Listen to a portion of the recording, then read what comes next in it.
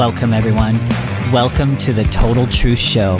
And here on the Total Truth Show, we want to help you break free from the lies and propaganda of the mainstream media, all the disinformation and misinformation. We want to help you blast through all of that. And my name is Ken Kleinberg, coming to you all the way from the USA, San Diego, California. And I'm Aldwyn Altuney, known as the Media Queen from the Gold Coast in Australia. There is a great awakening happening in the world right now, and you're going to want to come along for the ride.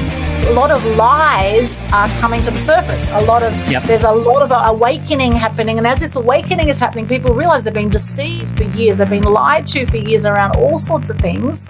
A lot of people have been blind to what has been going on in the world, and now they're starting to see. They're starting to see things in a different light. Through our show, we want to raise global consciousness to quantum critical mass. And we don't want you just to accept the things that we're saying. That goes for our guests as well. We want you to do the research for yourself. Get out there and start questioning things. Start looking things up. Do the research. We want to pave the way for a new awakened world. And we want you to come along for the ride. So with that, let's get started, you guys. Let's dive into today's episode. Once again, welcome.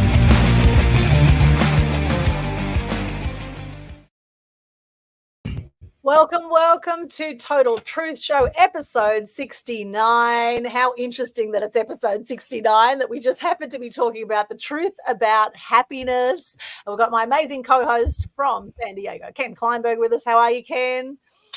I am doing great. And if some of you are wondering why in the world is the microphone right in front of his face like that, it's because Elise has got a little bit of some audio issues on her phone.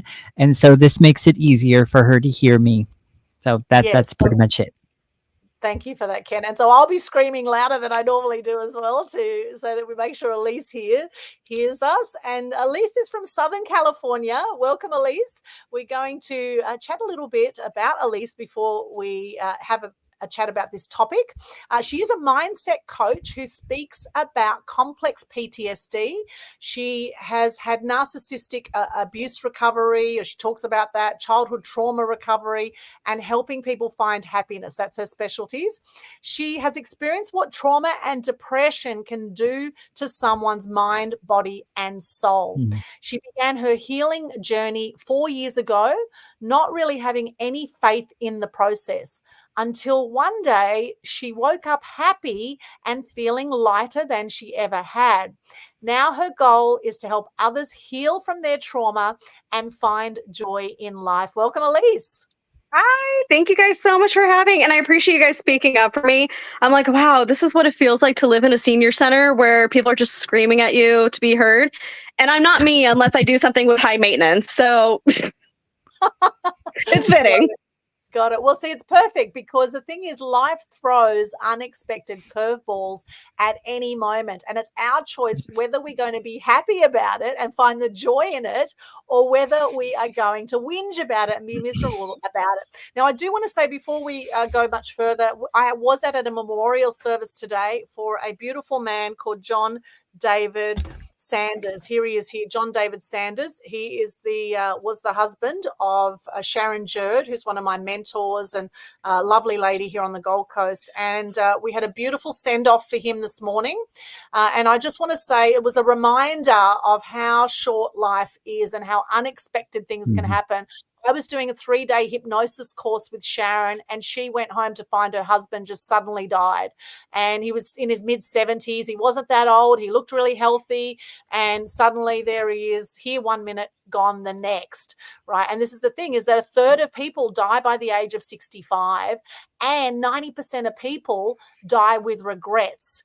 And so it's even more important to look at where we can find joy and happiness in our life. Now, I am curious, Elise, you said 4 years ago, one day you woke up happy. So what actually happened? Was there what happened in that? How did that transition suddenly happen for you? So it was terrifying. It was absolutely terrifying because when your nervous system, your brain, your body are so conditioned to feeling a certain way. And for me, it was chronic anxiety and suicidal depression. And then one day you wake up and you're just feeling, I wouldn't say like overwhelmed with joy or elated, but you felt the shift and it was lighter. And I didn't wake up that morning regretting that I woke up. And it was a very weird and unsettling transition at first, which sounds kind of weird, right? Yeah, it does. It does. It's almost like the angels came to you in the middle of the night and sparked something in you, maybe. But how different does it feel for you? Like you say, feeling lighter than you ever had. How different does it feel, and how challenging has it been for you to maintain that light feeling in your life since then? So I'm one of those people, I don't BS and I don't sugarcoat things. And I don't do that with my clients either. It's been work rebalancing my nervous system, well, getting to my system to a state of being more relaxed and getting my mind to the place where we can just keep like overcoming like different limiting beliefs. I don't know. The first book I recommend for anybody to read is called The Big Leap by Gay Hendricks. I am on my second round of reading it, and he has what he calls the upper limit problem. And it's when we're about to do something really great or change something in our lives, but then something knocks us down. Like it's a fear of failure. Like, oh, I'm not good enough. What if I fail? What if I don't make the money that I'm supposed to make? What if people make fun of me? What if I'm just not, all of these things that keep us where we're at. And it is a protection mechanism designed by our brain because our brains do not like the unknown.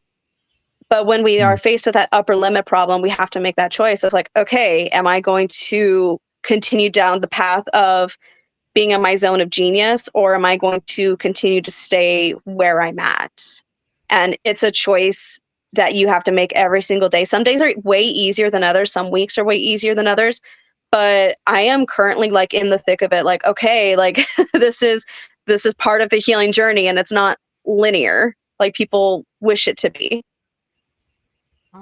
Yeah, absolutely. And look, I feel you because I've had depression over the years, and in fact, even a month ago, with all the personal development work I've done, I went into a dark hole. I got sick and I just felt crap, and I just didn't even want to get out of bed. And I had to shake myself out of it and go, come on, Aldwyn, like, it's been a week now and you've been out of action.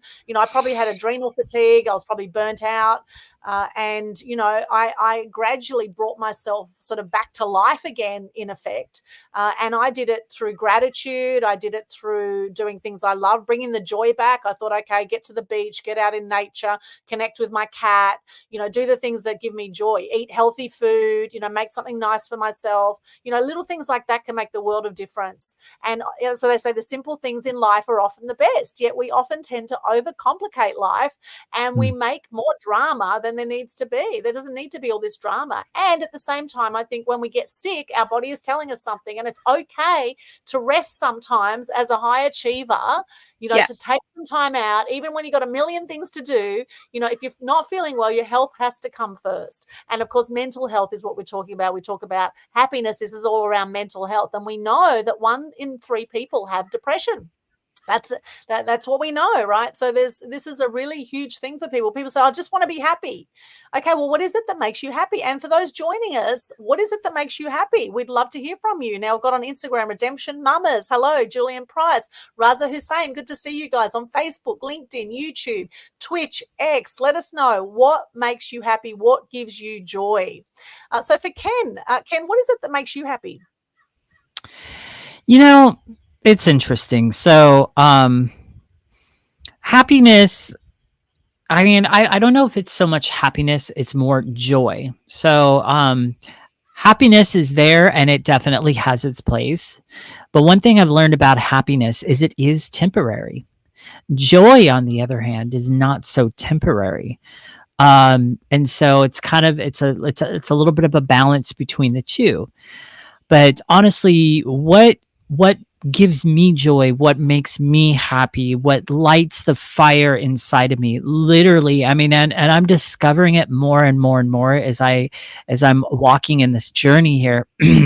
And it's seeing the lights go on in somebody's head when I am talking to them and I'm sharing the truth about the industry, the truth about food, the truth about all of that, whatever it is. And I'm sharing these things with them to try to really instill and empower them.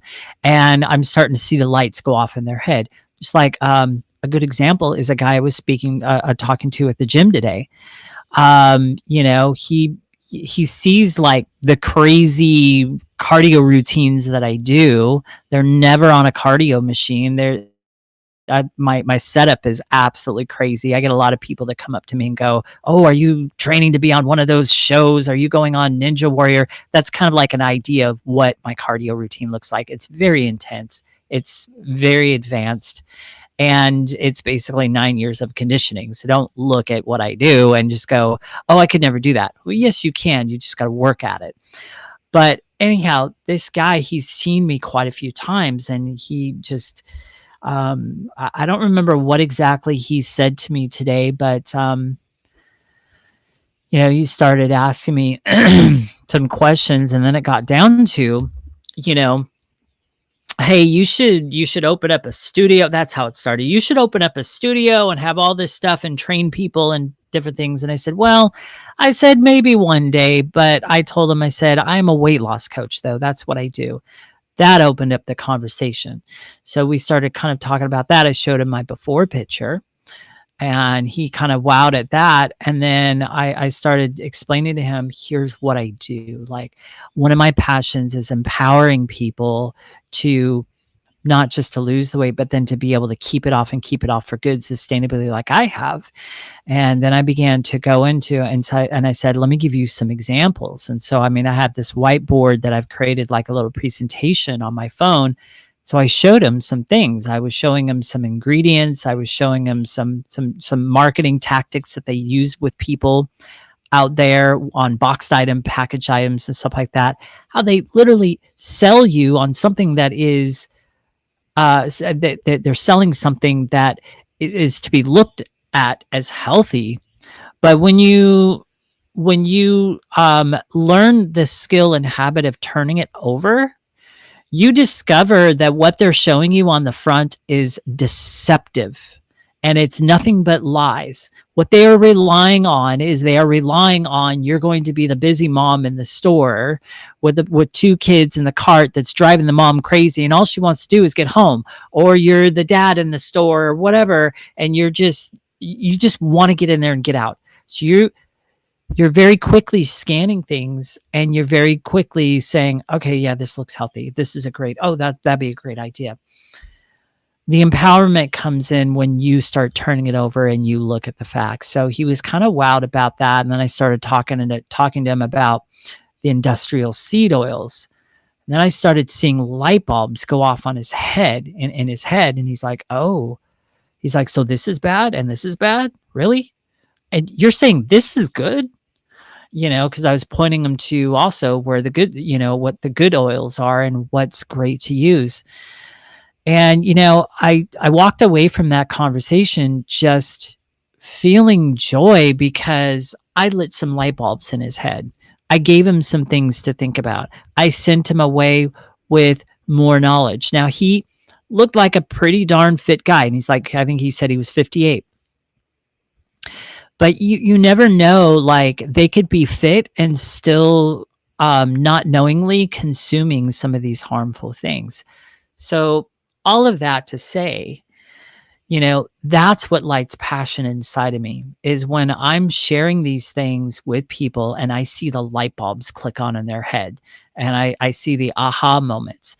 That means the world to me, because that means I am now giving them a gift that they can take with them for the rest of their lives. They have now gotten a tool and something to think about. And so now he's going to go make better decisions, and I shared a couple other things with him. I gave him a QR code to one of my articles I've written, and he seemed very excited about that. He's like, "You actually wrote this?" And I was like, "Yes." I'm like, "Go check it out. It's a long read, but it's going to really change your thoughts around cholesterol and what it really is."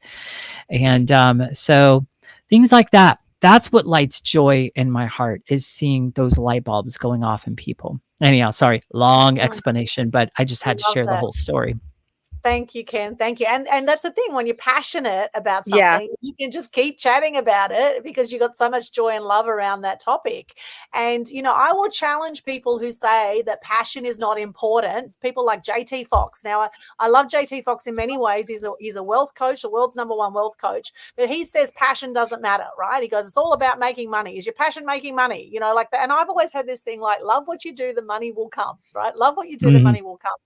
And this whole thing about that it's not about the passion. Well, actually, I think it is majorly about the passion, because when you look at Dr. Hawkins' scale of consciousness and you look at how we're vibrating when we have passion, we have joy, we're at 540 hertz on the scale where we're vibrating at, as opposed to anger, grief, shame, guilt. Those kind of vibrations are very stuck, very low emotions, and it's very hard to be happy when you're stuck in those low vibration emotions. Now, they say that wealth can, if you're already a good person, wealth will make you a better person in some ways. You can give a lot to charity, you can do a lot with that money, it gives you options. And if you're a crappy person, it's probably going to make you more of a crappy person in some ways with the wealth, right? However, really, for me, passion and joy and happiness, this is a foundational thing that I think also helps ease the dis-ease in our bodies, right? Dis-ease comes often from serious like mental health issues. See, I've had depression. When you physically get sick, as I did a month ago, coming back from the Philippines, physically got sick and then got depressed because, and part of me I'm sure there would have been some guilt there because I had all this work to do and I felt bad about being in bed when I had all this stuff to do. And I just felt, I was being my own worst enemy. And that's the thing with happiness. It's an inside job, right? It's an inside job. So Elise, back to you. What are some of the practices that you put in place to keep joy and happiness alive for you? Yeah, so one of the things that, because complex PTSD is something that just stays with you. Like, you can get better, you can heal and rewire a lot of the parts of your brain that were damaged, but ultimately, like, if your body is so used to being in that state, you really have to be mindful of not going back to that state and kind of catching yourself when you feel yourself start to slip. So it's kind of like, if you're born with like a genetic disease, like let's say you're born with type 1 diabetes, like you have to work a little bit extra at being healthy than somebody without type 1 diabetes does. And that's just what complex PTSD and PTSD do. Like, you can achieve happiness, you can be healthy, you can absolutely just manifest the best life you've ever imagined.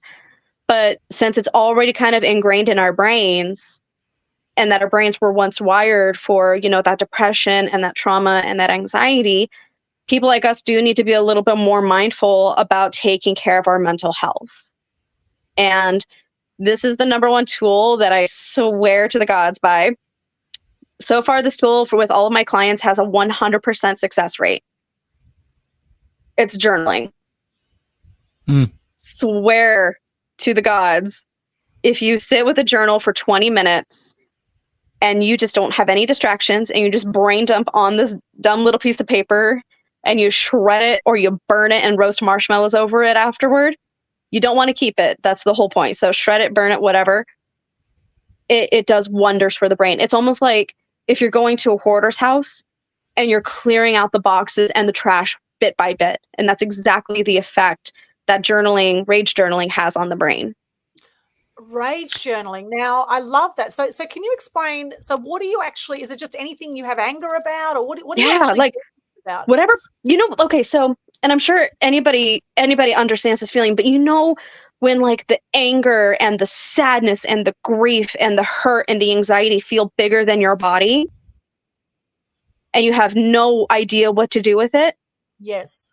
Start brain dumping on that paper. So you Here's something I'll add to that, though. It's not just about the brain dump, because another person that I worked with in the past, Anna, she has a similar process, and she goes as far as, one, she does definitely say that you want to, after you get done with it, you want to burn it. You want your subconscious to see the flame and the paper dissipate and burn. It has that kind of effect. The second thing is and Elise hit on it. the rage part of it. When you're journaling in that way, you literally want to word things in a way to where if somebody were to say it to you, you would be, what's the word I'm looking for? Devastated. You would be so devastated and hurt by it. And so the more you can really connect and just really, really be brutal with what you are putting on that paper, the better, because that makes more of a powerful experience when you burn it. Am I Yeah, correct and with it's like, that?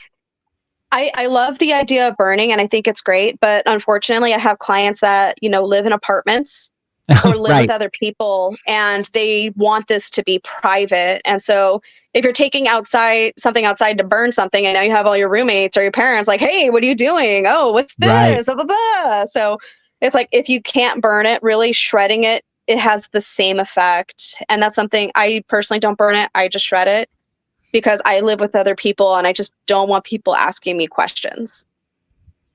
Ah, okay. Well, that's a good point too. Interesting. Very, very interesting. And I love the fact that you're releasing that anger by writing. And something I actually did as a young kid, because I grew up with a lot of negative news when I was a kid, right? And I actually ended up seeing animal cruelty, and I ended up seeing all this evidence of why the world was so miserable, right? Why Yeah. people were so crap, because that was my reality from watching the news every day.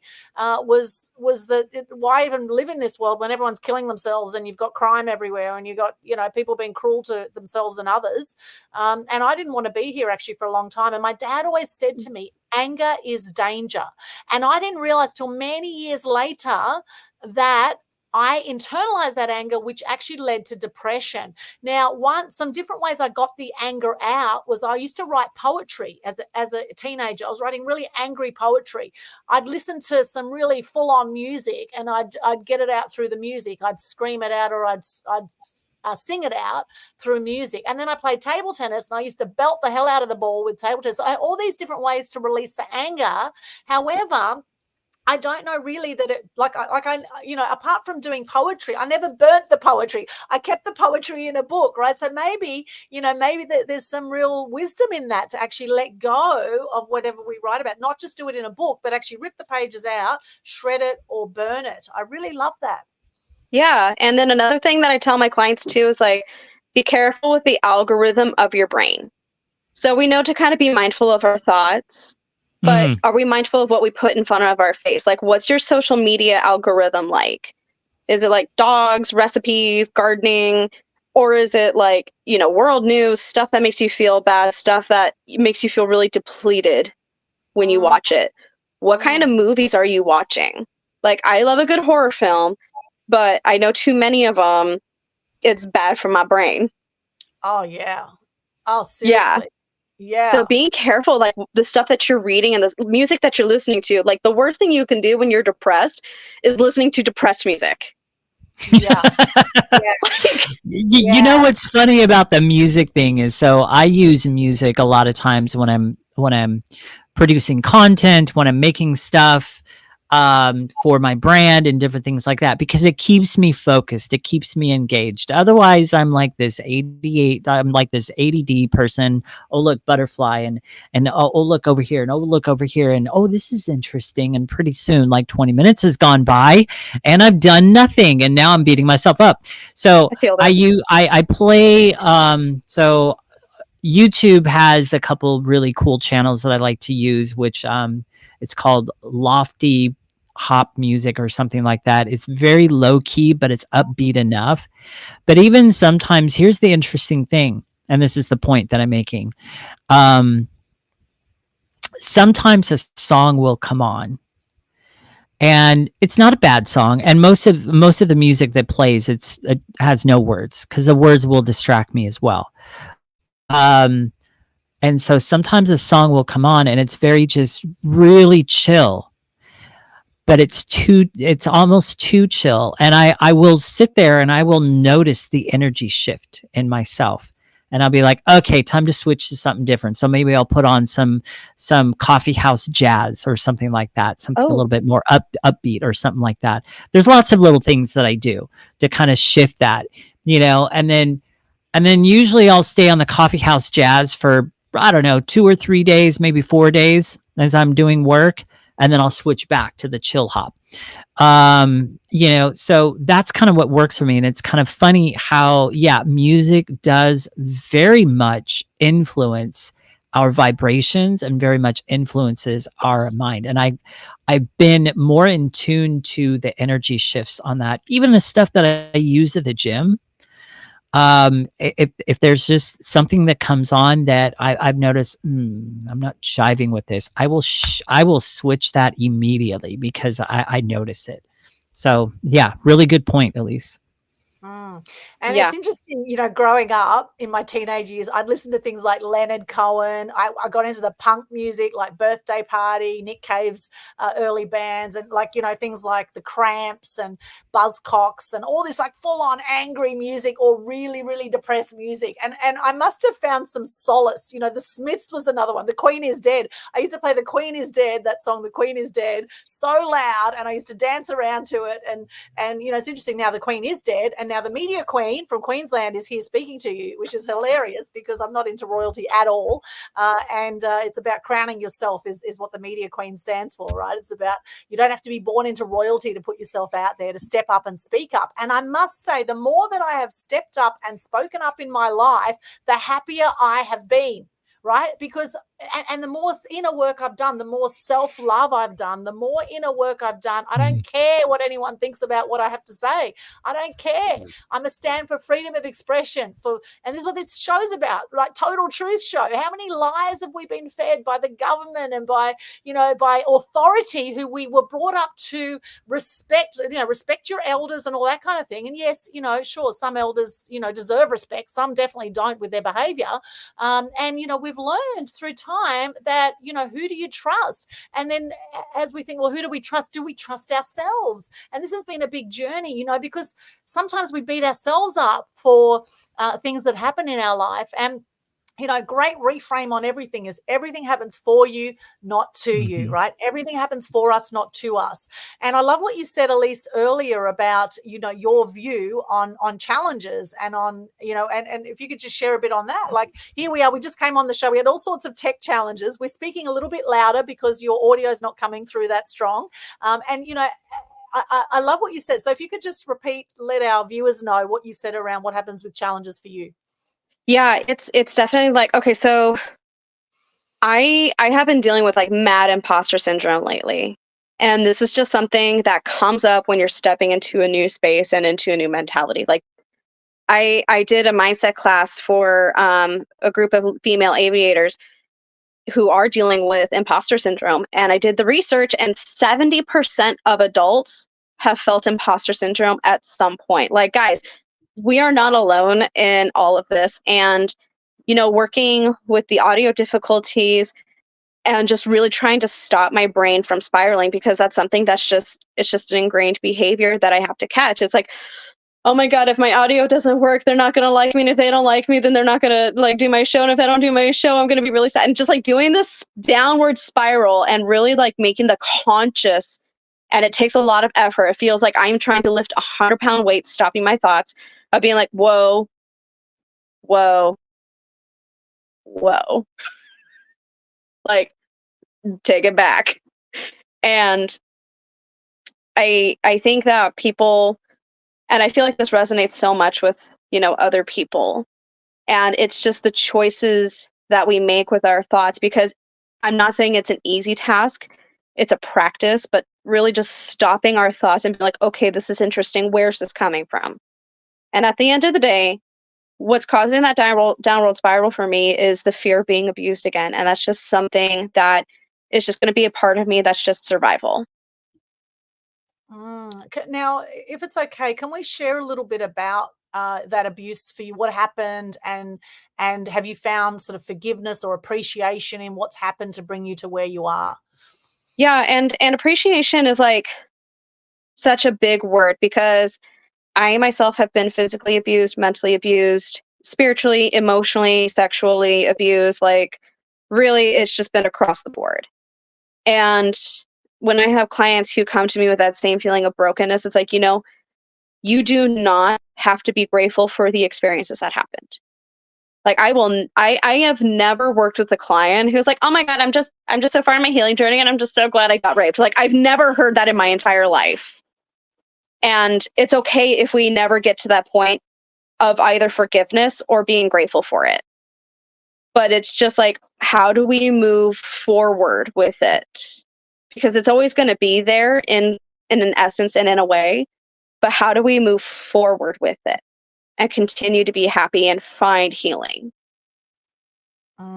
Yeah, it's interesting because, there was actually a mentor of mine a few years ago, a guy called Ben Harvey from Authentic Education, and he said there's 3 steps to healing. He said the first step is awareness. The second step is acceptance, right? We can't change the past, right? Just accept it is as it is as it isn't.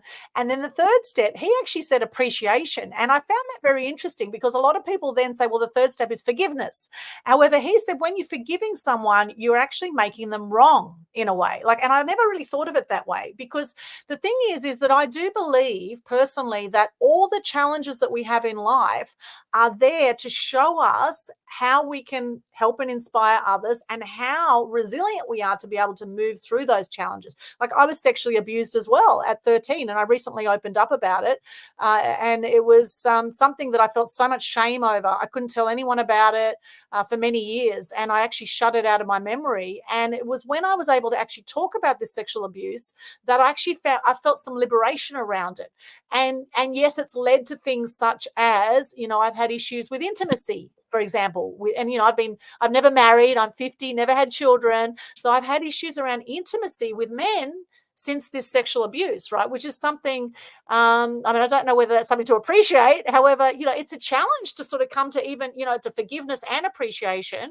And, not everyone's going to be able to feel that as well. And everyone's on their own journey. So as you say, moving through it is a really interesting thing, because ideally we don't want to hold on to any resentment, because resentment is like taking the poison and wanting someone else dead, right? So if we hold on to that resentment energy anywhere in our bodies, it could lead to dis-ease of some sort. So I'm a full believer in how can we free any dark, heavy emotions from our body so that it doesn't lead to other physical health issues or other mental health issues as much as possible.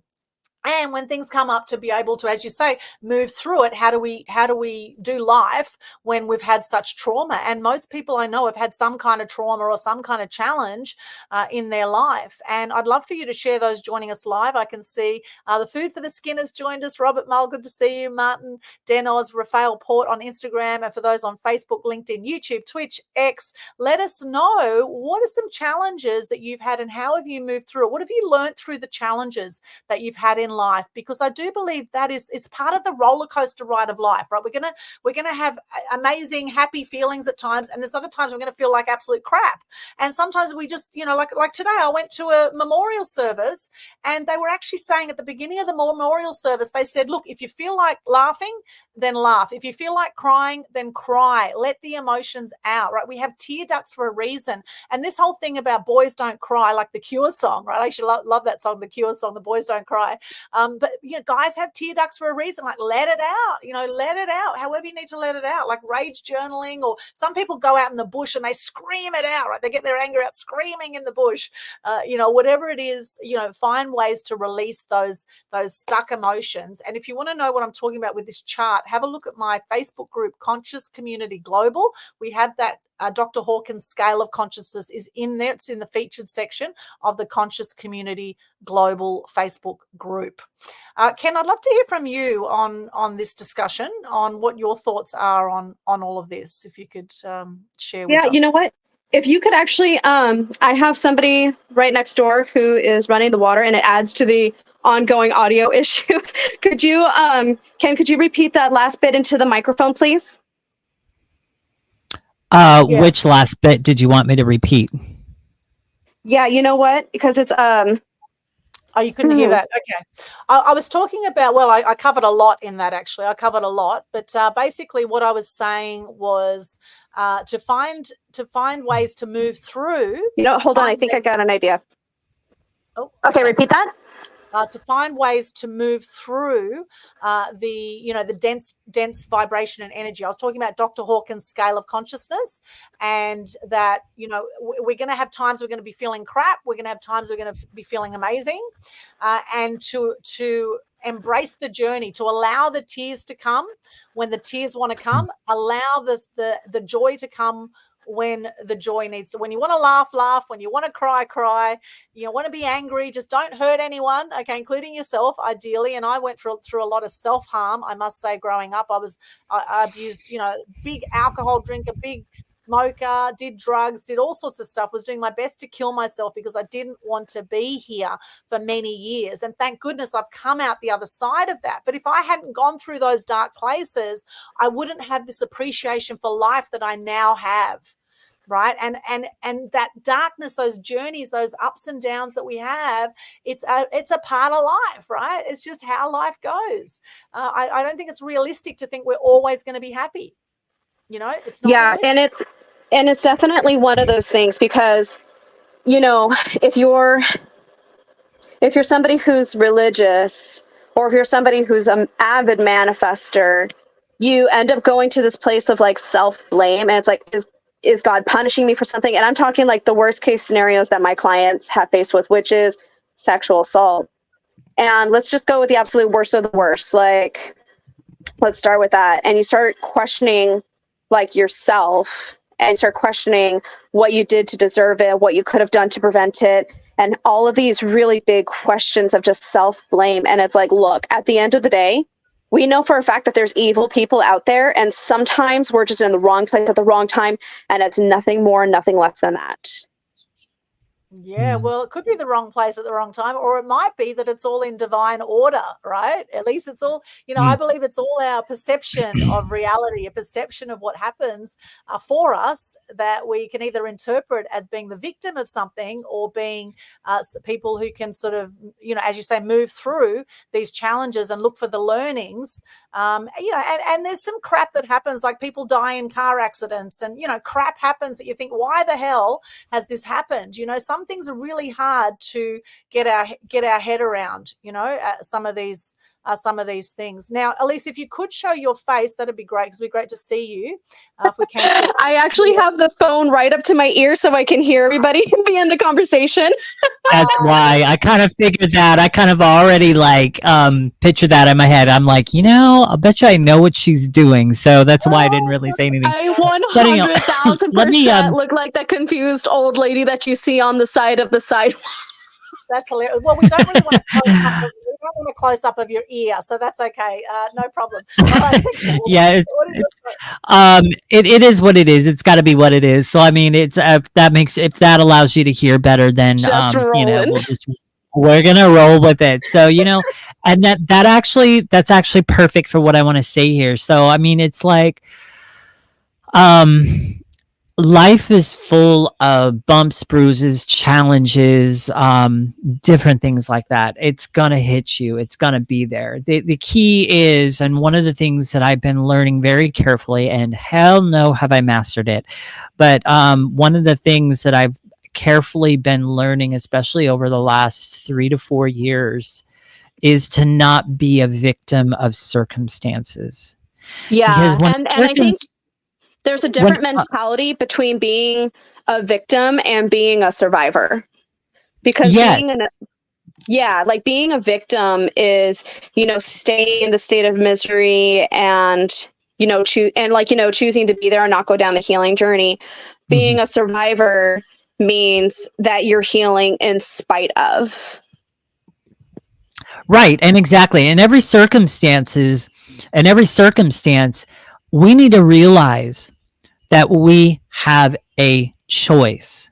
It doesn't matter what the circumstance is. You always have a choice. But that's something that's very easy to forget. It is very easy when a circumstance or a trial or a challenge comes your way. It's very, very easy to get all wrapped up in your mind and get all wrapped up into that circumstance, and woe is me, I don't have this, and this is happening, and why God, and all this. I mean, it's so easy to do that. And I'm sharing all this by way of, I'm definitely not saying that I've mastered it. I have my weak moments as well, but it's very crucial that we remember we have a choice. We can either choose to be a victim or we can choose to pivot. If we choose to pivot, it means it doesn't mean that that circumstance or trial or challenge is gone away. It just means you've chose to pivot and go in a different direction and possibly make lemonade out of lemons and possibly make the good out of it and find a way to, like Aldwyn said, to learn from it. What are the things that I need to learn? What are the skills? What is this teaching me? And learn from those things. That's what those things come through our path for. It's to cause us to grow, get stronger, get wiser, and get better. It's not an excuse to wallow in self-pity. There might be a small time for that, sure, but we don't stay there. You've got to remember you always have a choice. Yes, healing is definitely a choice. I'm one of those people where they say, like, when somebody says, oh, it'll heal, it just takes time. It's like, no, healing takes effort. Like, you see these people who are still riling over a breakup that happened a decade ago. It's because time doesn't do, part of my French, shit. And you have to make the effort to heal. It's work. It's like Ken going to the gym for physical health. Like, if you want to have a 6-pack, you have to eat the foods and you have to do the workout. And if you want to have really good mental health, you have to do the work. And you want to heal, you have to do the work. And there's no sugarcoating it. There's no easy way around it. The only way to do it is to get through it. Yeah. I kind of remember an illustration that a trainer I had at the gym gave to me one time. I mean, I love slam balls. I love those things. They're just so fun. It's so fun to get creative with a slam ball. But I remember something that she used to say around that, because I used to channel frustration through that slam ball. I would take that thing and slam it into the ground as loud and as hard as I could. And there's definitely a release that comes with it. Not only are you getting in fitness, you're getting in exercise, but there is a release on taking that. But I remember something she used to say, and I was like, oh my gosh, that is so brilliant. She was like, okay, what I want you to do is I want you to picture a bullseye on the ground. And then, because usually when I took her classes, it was towards the end of the day. And then she's like, I want you to put that person in that bullseye that maybe ticked you off today, maybe cut you off on the freeway, or maybe did this or maybe that. I want you to put their face right in that bullseye. Oh, and I want you to take that ball, or with her class, we use these like sandbags that were different weights and everything. And those were perfect too. But she's like, I want you to take this sandbag and I want you to slam it down as hard as you can and on that bullseye. And it worked. I mean, it was just such a wonderful thing. And again, you're getting an exercise, you're getting in a healthy release. Those kind of things can be also really, really useful as well. Yeah. I love physical release. Spin class and screaming during spin class is mine. Anybody in my spin class knows that if I am screaming, it means I'm probably going through something, and they should just like kind of give me like a few feet of space. Yeah, got it. Yeah, I love that. And for me, it's been dancing, singing, that kind of stuff has helped me release some of that anger and actually bring joy, and I love what you said, Elise, earlier about being conscious of the types of movie and the types of media that we consume.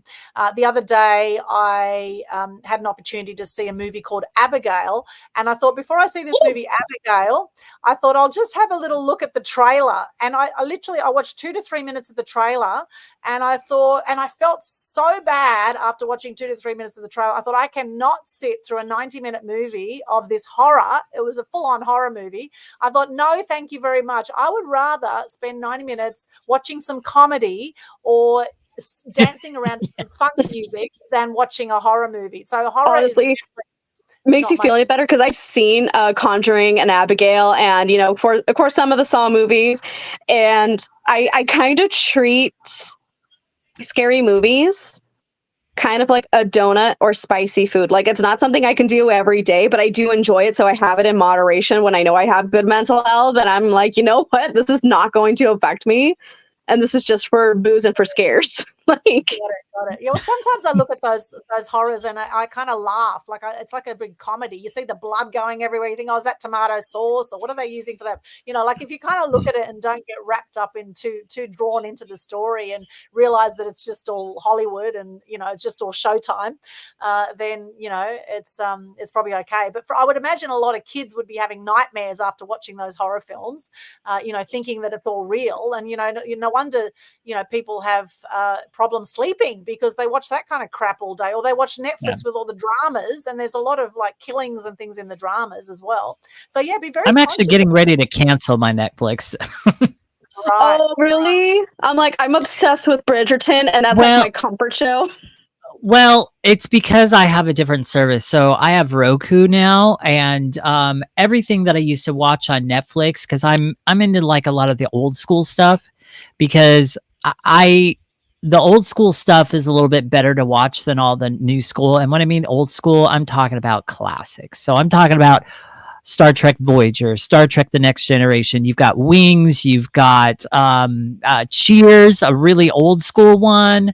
You've got like all these shows that Netflix had at one time or another and then just kept dropping. And I'm like, I refuse to watch a lot of the newer stuff that Netflix comes out with, because I know that there's an agenda behind it, and I really don't want anything to do with that agenda.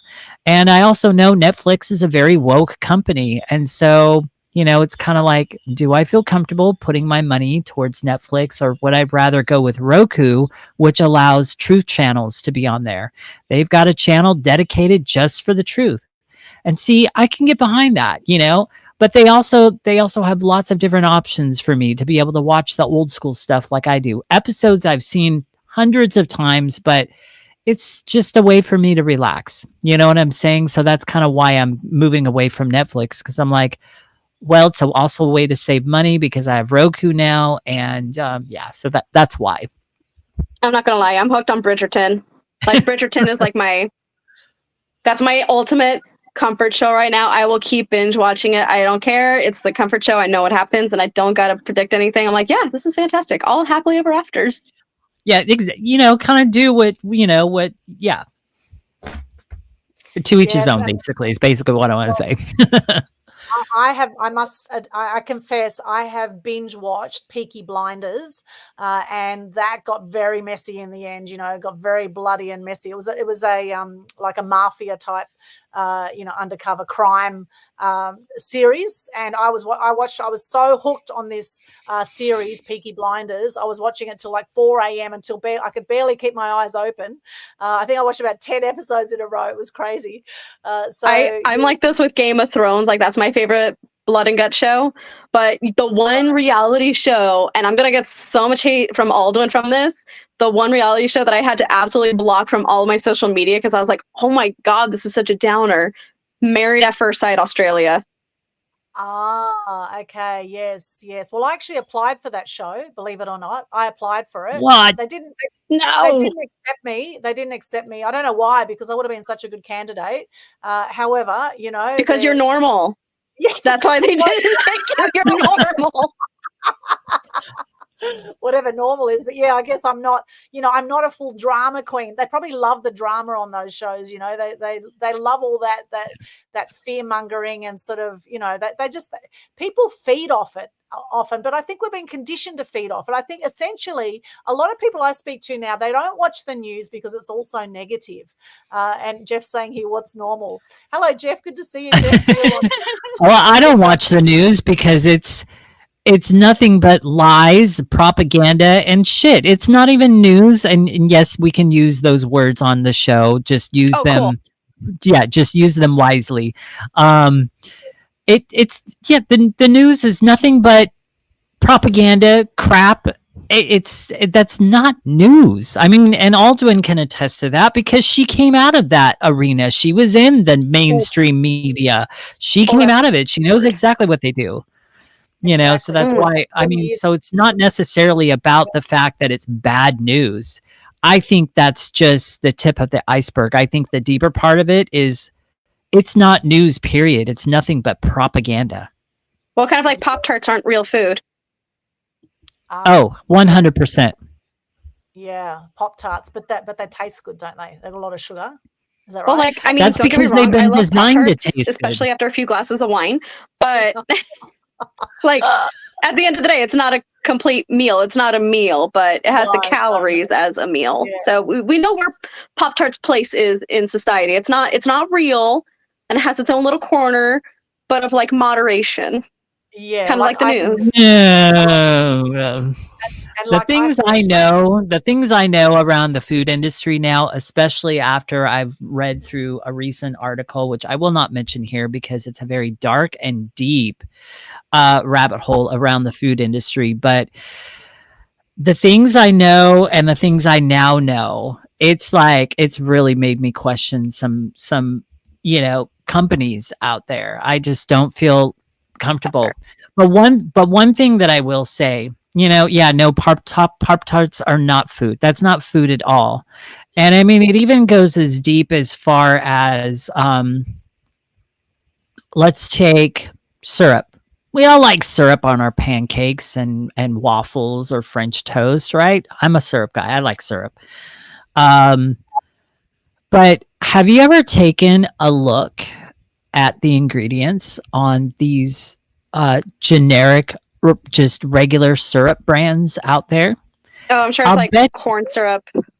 Okay, color but free. okay, yeah, let's forget about the corn syrup and coloring for a minute because yeah, that in itself has its own arena. That is bad. It's not good. But this is what I've started teaching people. So I want you to look at like log cabin syrup. Turn it over, look at the ingredients. Can you tell me where it says that there's maple syrup in there? You will not find maple syrup. You will find natural flavoring. You will find corn syrup. You will find caramel color. You will not find maple syrup as an ingredient. So what the hell is it? That is not even syrup. It's like if you're going to do syrup, go spend the extra dollar or two for real maple syrup. So I mean, this is, yeah. Anyhow, don't get me stuck because I'll steal the show and continue. Like I will talk for hours. Passion. Yeah, well, I put honey. I put honey on my pancakes, and also when I have coffee, cappuccino, I have almond milk often, and I will have cinnamon on top instead of hot chocolate sprinkles on top of my cappuccino, and I will have honey instead of sugar. So all these little changes can make, and so I'm getting hungry now. Yum, yum. Cinnamon is really, really good for you. Cinnamon's really good. Anyway, just to some of these comments, we've got Jeff here says, "I make my own news." Good on you, Jeff. That's what we like to see. He's joined us from downtown Manila. Good to see you there, Jeff Veal. He's often on our shows. And we've got beautiful Karen Clark with us. She says, always a choice with everything. She says, hello. Hi, guys. Walk with Warren is with us here on Instagram. Guarded Body, thank you for your comments. Abla Via Megnran has joined us. Guarded Body on Instagram. He says, one imagines that what the age restrictions are, some of the best movies are in black and white. Sick of the heavy hand of restrictions on YouTube. Yes, I'm with you, brother. Those bloody restrictions on YouTube. I tell you what, I've had quite a few strikes right now. And it's interesting, the things that are getting striked that are going against community standards are anything where we talk about propaganda, anything where we talk about the dangers of mask wearing, anything we talk about the dangers of the jab, all go against community standards. And I always say, look, there's nothing to hide. Why the censorship, my friends? Why the censorship? The more censorship, I know, yep, that's what and 5G, they don't like 5G either, although towers went up during lockdown. How interesting. Everyone else was locked down, but people were putting up 5G towers, and I don't know if they caught COVID. I mean, gosh, heaven forbid. Anyway, Guarded Body says, watch Louder Milk. Louder Milk, Loudermilk. Thank you. I will watch Louder Milk. Brian Brown is here filming at the moment. Oh, cool. Okay, great. News, same as politicians, owned by corporate agenda. Exactly, Guarded Body. Thank you. Trust Yank to say that. I'm not sure which bit he said there. Pop-Tarts are chubby poison. Pop-Tarts are chubby poison. Real good costs too much in the US. Real good food, I think he means whole food. Whole food costs too much in the US. So Rise to the Runway official has joined us. Rise to the Runway. Let us know, what are you getting from this conversation? Those joining us on Instagram, Facebook, YouTube, LinkedIn, Twitch, or X, what are you getting from this conversation? What do you have to say about this topic? Love to hear from you. Is whole food really expensive in the US, is it? You know what? I like I was kind of telling you guys, like, even though I own my own business, I work 2 other jobs on top of this, and that's just to barely make ends meet.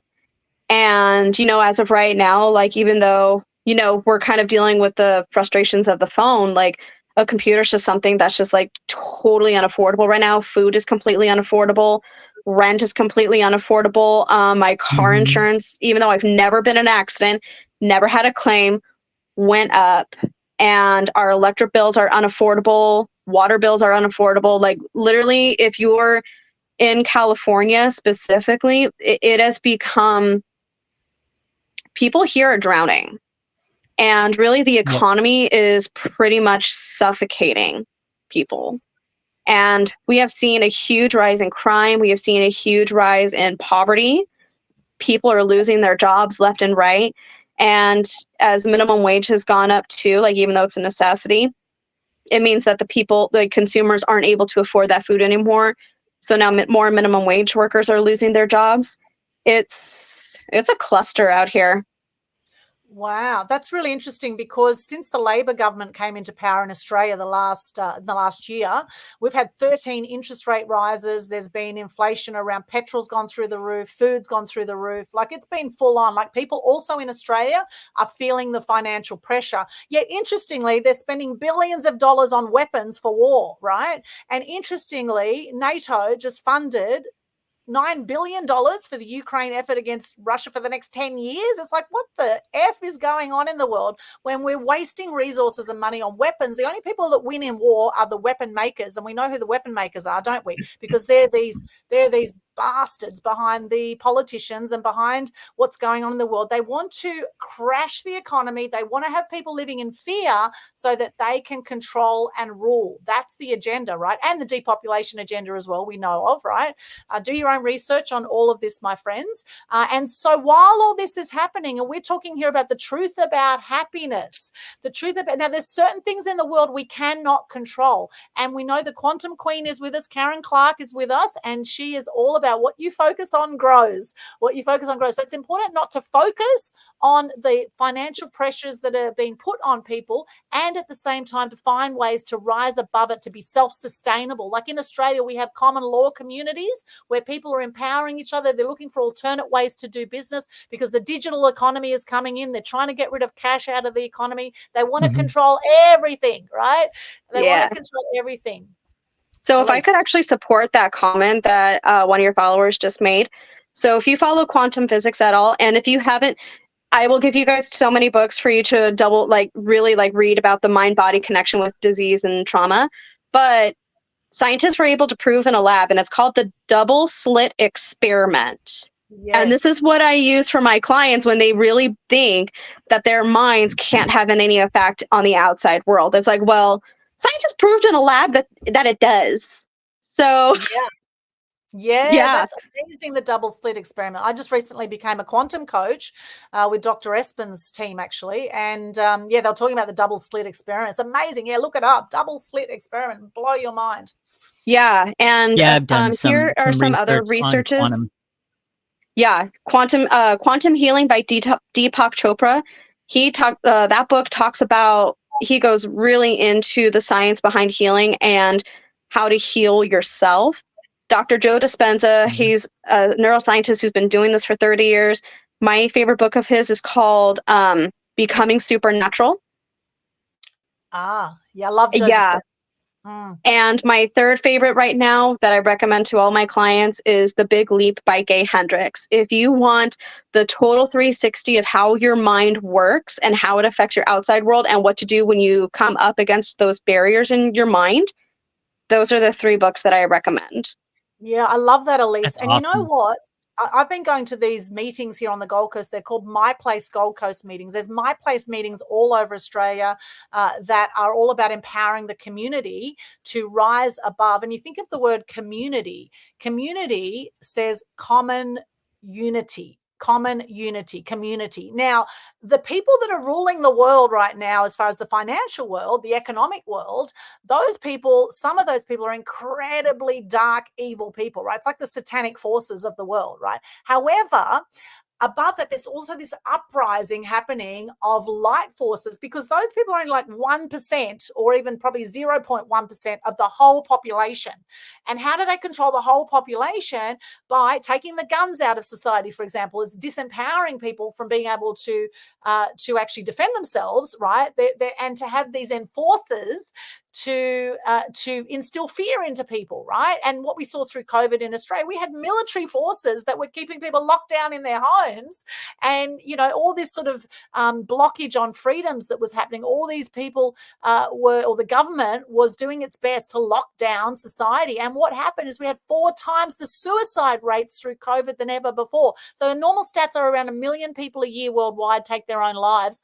4 times that through COVID, right? With these lockdowns of our freedoms, with the masking, the gagging, right? Now, and this is where, for me, happiness comes in speaking up, right? Because if you don't speak up, like 90% of people die with regrets. If you don't want to die with regret, then speak up about what matters to you. Let it out, release it, right? Not everyone's going to love what you have to say. Not everyone's going to agree with what you have to say. And then there will be others that will. And it doesn't matter, because it's about you speaking your truth. It's about you speaking your truth and saying what you need to say to impact the world around you. And everything is a clue. Like my ancestry, I've had people that were killed for stepping up in the Ukraine and running for their life because they're speaking up against the government. So people killed for stepping up, running for their life for speaking up. And we have 14 generations of DNA in us. And I know my ancestors are supporting me in helping people step up and speak up. And I respect your opinion, because where do your opinions come from? Your opinions come from what research you've done, from your experiences, from your past. And so this is where it's so important to question everything, especially if you believe it to be true. Question it. Yeah, and it's like, like I forgot who the artist of the song is, but we didn't start the fire, right? And there's been we didn't start the fire. One of my favorite songs. And there's always been chaos in the world.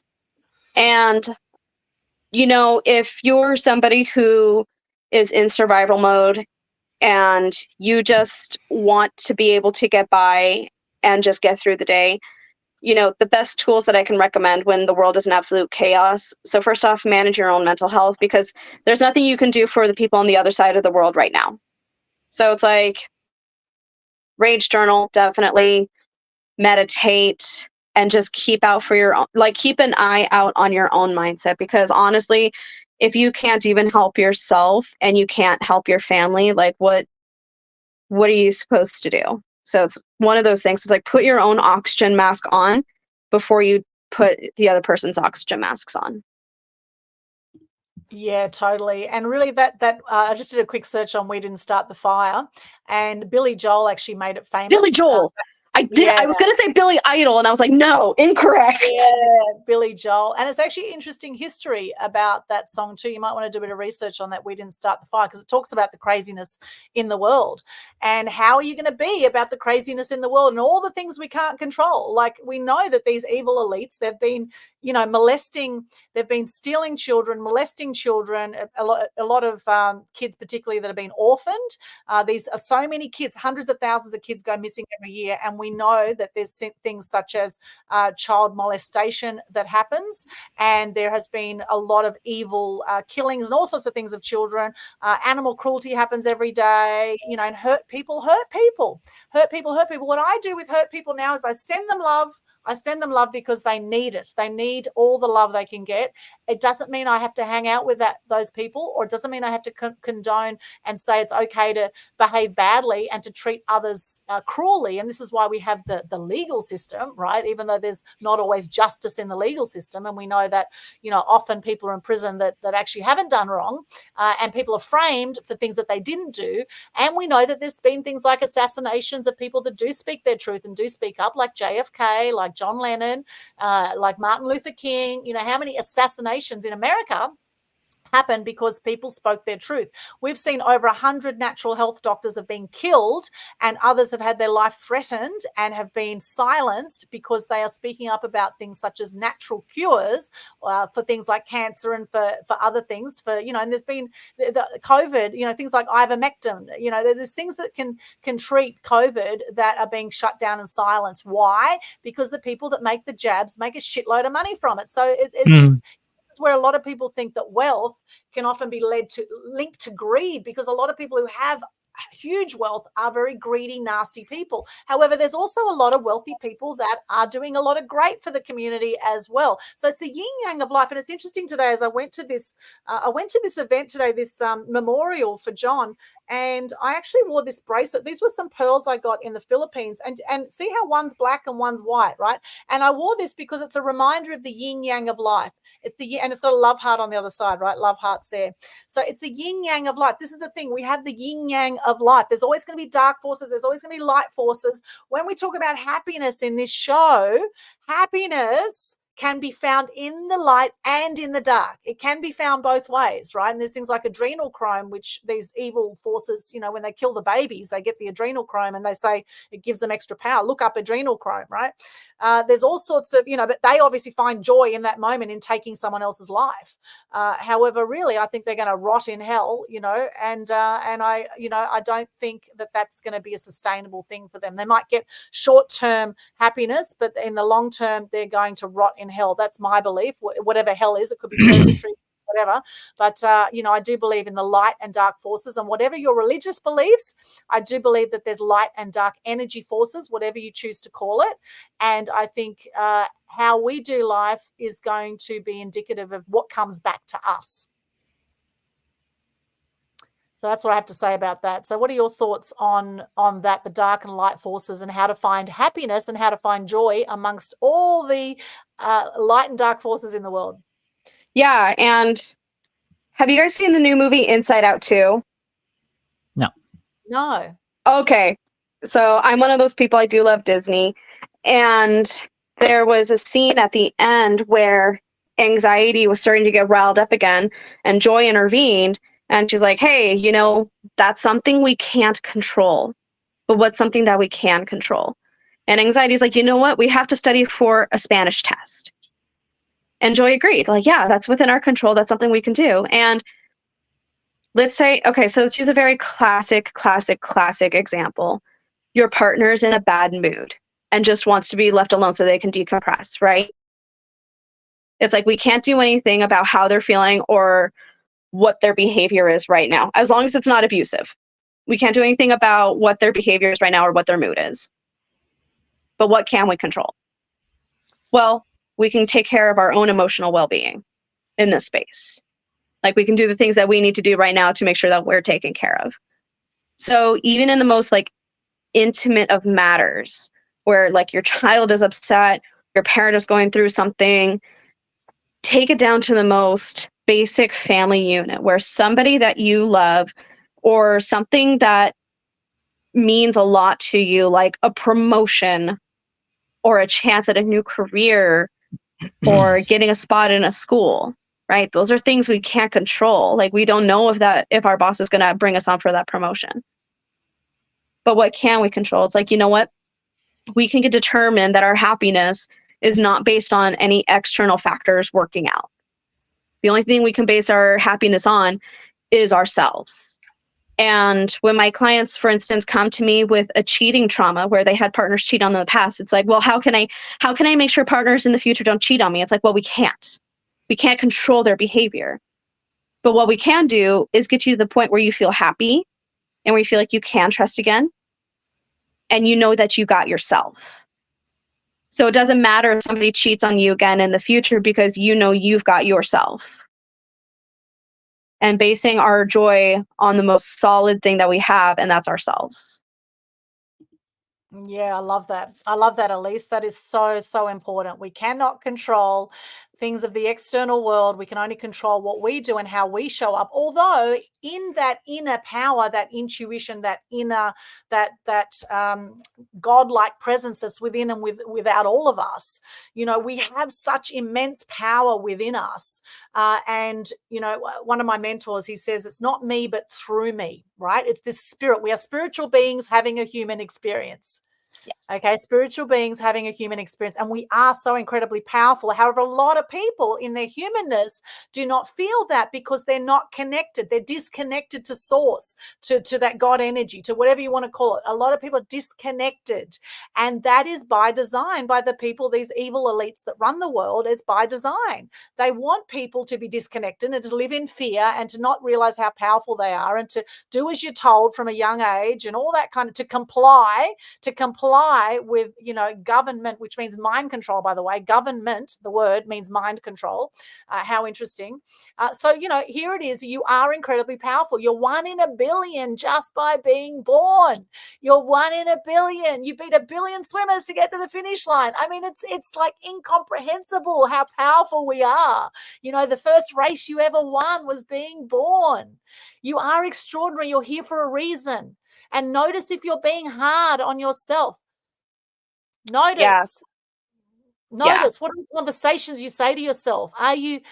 Are you spreading joy within yourselves by looking at yourself in the eyes in the mirror and saying, I love you, I truly, truly love you, you are amazing? Or do you look at yourself and say, oh, you bloody stupid idiot, you've done this, you've done that, blah, blah, blah. And I hear this all the time. People call themselves idiots without even being conscious of calling, oh, God, you bloody, I'm such an idiot. How many times have you, I've heard it so many times, people go, I'm such an idiot, I've done this. Oh, I'm so stupid, I've done this. Well, be careful. Your words have power. Yeah, exactly. Your words have power. And, perfection is not at all the goal. And in fact, perfection is such an abstract term. And everybody has a different definition of what perfection is. And to be fair, even happiness, like everybody has a different definition of what happiness is because it's such an abstract individual term. Like for someone, happiness means going to the roller rink, and another one is going to see Cyndi Lauper live, and another one is puppies.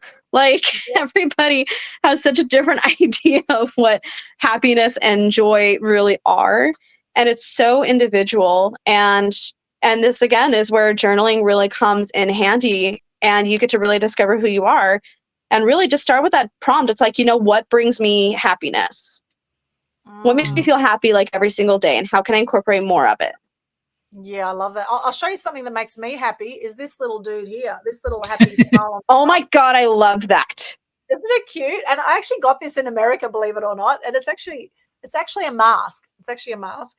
However, I have all these things around me that at my desk, at my little studio here, I have things that make me happy. I have my little Wonder Woman here, right? I have my little wand to remind me that anything is possible. I have my yes button. Give me E, give me yes, yes. And I have my clapper. There's so many things that bring joy, right? And it's all about what are you choosing to focus on?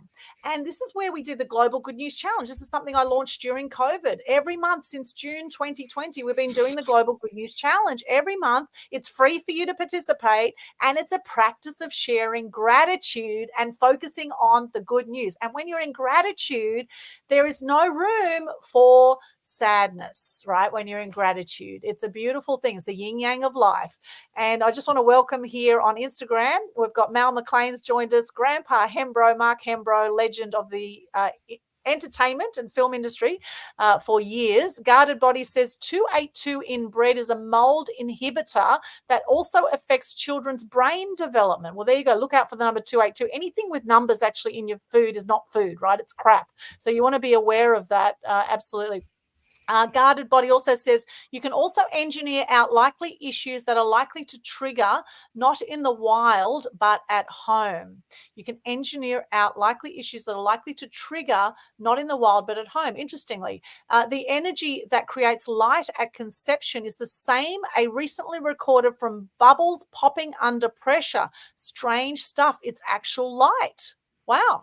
Okay, so at conception, we actually are 99.9% energy frequency vibration, right? That Dr. Hawkins proved that scientifically. So actually, if you go right down in the cells, we are 99% energy frequency vibration. Anyone who's studied quantum physics knows this.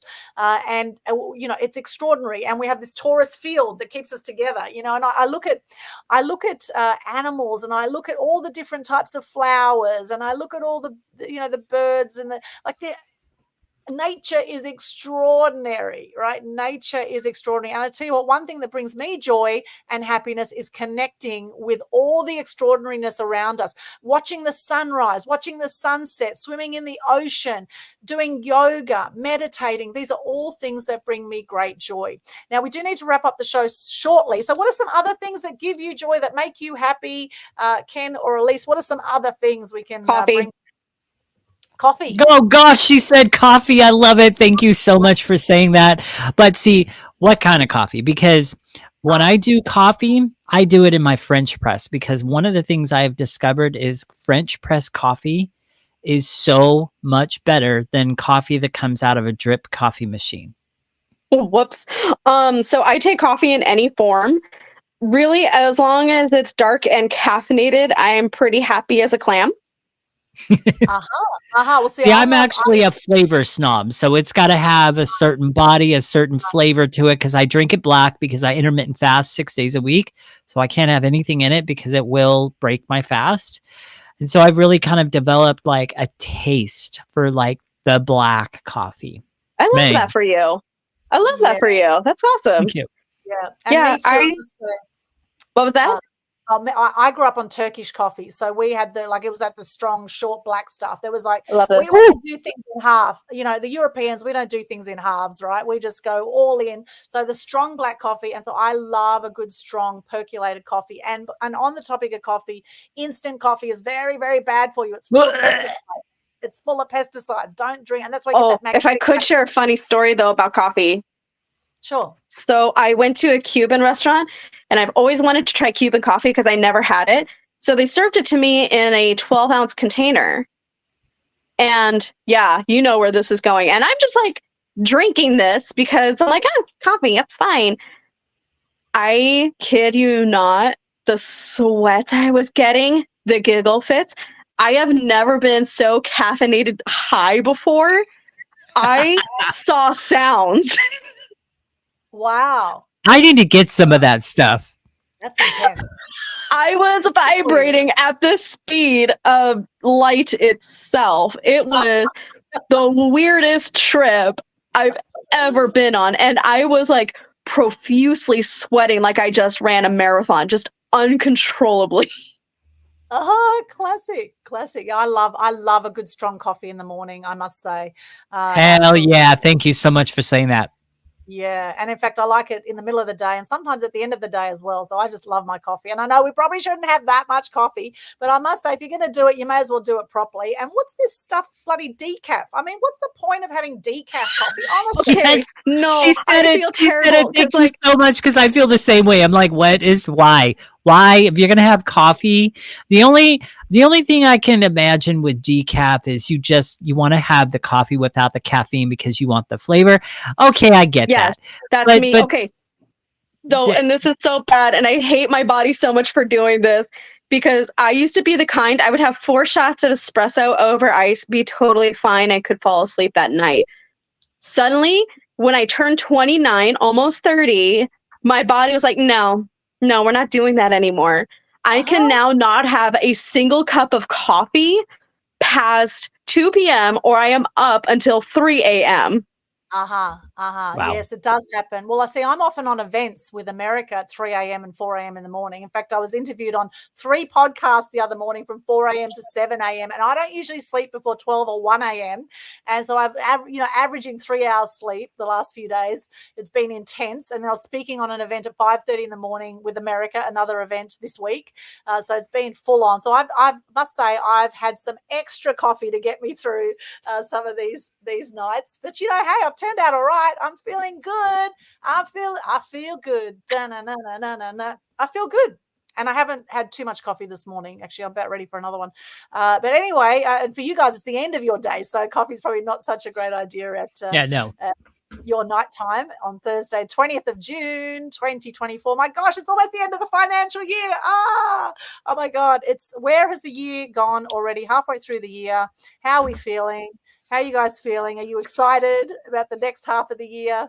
How are you feeling? Yeah. I'm Actually, excited yeah. for them to start it. Yeah. I'm excited for Halloween. Halloween. Oh, she's okay. going for the holidays already. She's like, no, I'm excited for Halloween. She just skips over summer and she's like, Halloween, holidays season. Yeah. I think I like that because I know the summer weather is coming because we haven't quite gotten to the summer weather yet.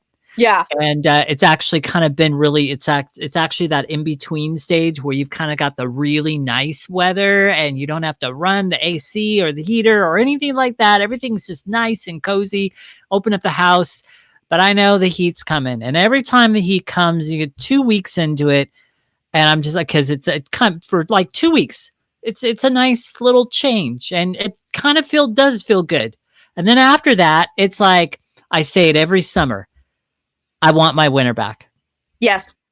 I never look forward to summer because I live almost in the desert and it gets up to like 115 degrees Fahrenheit where I live. Wow. No, see, you're 10 times worse than we are here down in San Diego.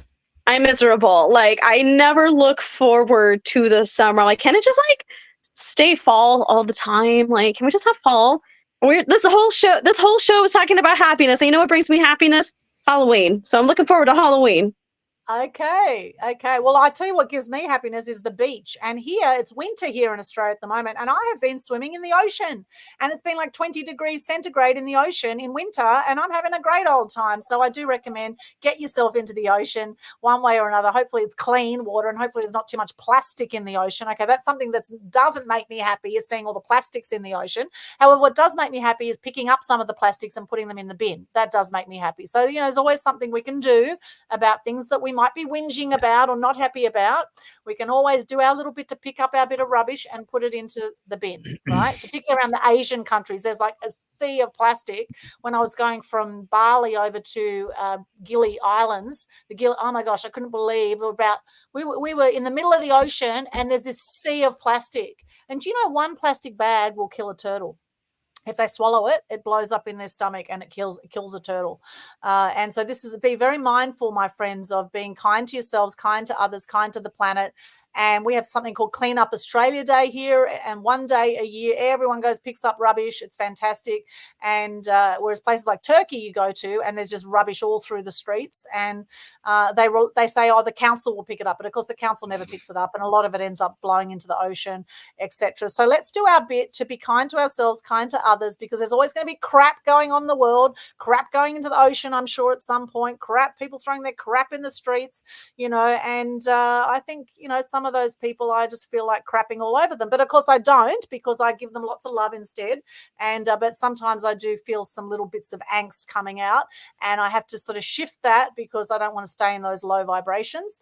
But yeah, I must say that there's certain things that I do not condone, and it comes down to treat others as you want to be treated. If you want to see a nice, clean environment around you, then pick up the rubbish and encourage others not to throw rubbish on the street. Okay, that's my bit about that.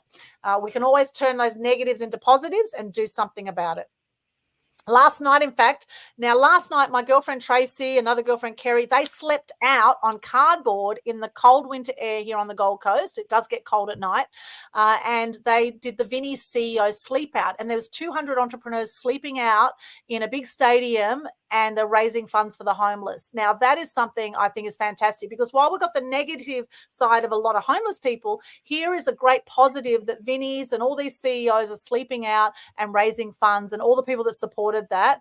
They raise hundreds of thousands of dollars every year for the Vinnie's CEO sleep out. And I take my hat off for that, because any negative can be compensated with a positive, right? So we've got animal cruelty. We started Animal Action Day. We do events for animals, raising awareness, appreciation, respect for animals. We can all do our bit to help shift the energy, to transmute, to turn the negatives to positives, to look at how we can shed light on whatever's going on that happens to cross our path, and how we can help shift that, right? We can all do something about anything in the world that's going on, even if it's just sharing a social media post or, signing a petition against whaling or whatever it is that you're passionate about. Do something about it and you will feel better about it. You will feel happier about it because you've made a difference in some small way, even if it just takes a few seconds to do that. That's my thoughts on that. And I went on a rant there. But anyway, we do need to wrap up the show here shortly. Thank you so much, everyone, for joining us. Any final words around how to be happy, the truth about happiness, Ken or Elise? Elise, turn it over to you. I've done enough talking. I think today was a lot of information, and really I want to give people just bite-sized stuff. Just start journaling. Just start the rage journaling and just check in and see how you feel after 2 weeks, and then just grow from there. Yeah, I love that. Journaling, that's a great one. Rage journaling, you called it, right? Rage journaling. Get that rage out. Rage against the machine. Play Rage Against the Machine while you're doing it. Rage it out. Yeah. I love it. Thank you, Elise. And Ken, what's your top tips for staying happy? The truth about happiness? I'll just revert back to what I said earlier. In every circumstance, in every challenge, and every trial you have, remember you have two choices. One, you can choose to be a victim, and you can choose to whine. You can choose to whatever you want to do. Wallow. Woe is me. Why does this always happen to me? Blah, blah, blah. Or you can choose to pivot in another direction and make something of it. Doesn't mean the trial, challenge, or circumstance has gone away. It's still there. The storm is still raging. You've just chosen not to be a victim of that storm and chose to pivot in a different direction and learn from it and grow wiser and get stronger. Yes. Yeah, beautiful. Beautiful. And for me, I just say put a smile on your dial and just see how you feel. And as you're going down to the shop, as you're walking past people, just put a smile on your dial and just see if they smile back. And if they don't, they're miserable bastards and they should go rot in hell. But no, other than that, no, it's okay. It's all right. But just keep the smiling dial regardless. Best advice of this entire show. Yeah. Love that. You go, well, stuff them, hurt people. It's not about you. It's not about you, my friends. Anyway, wrapping up now, Elise, how can people connect with you? Yeah, so people can reach out to me on Instagram or TikTok at real.talk.coaching. Beautiful. Fantastic. And we've got that up on the screen for you. real.talk.coaching, real.talk.coaching for our podcast listeners, for our audio listeners. Thank you so much. Elise, it's been an absolute pleasure having you on the show. What's the favorite quote or motto that you live by as well? My favorite quote that I'm living by right now is, I make no mistakes and everything is just for my learning. Love that. Love that. That is very cool. And what about you, Ken? How can people connect with you? People can connect with me through my Linktree, and that is, while Aldwyn's getting that together.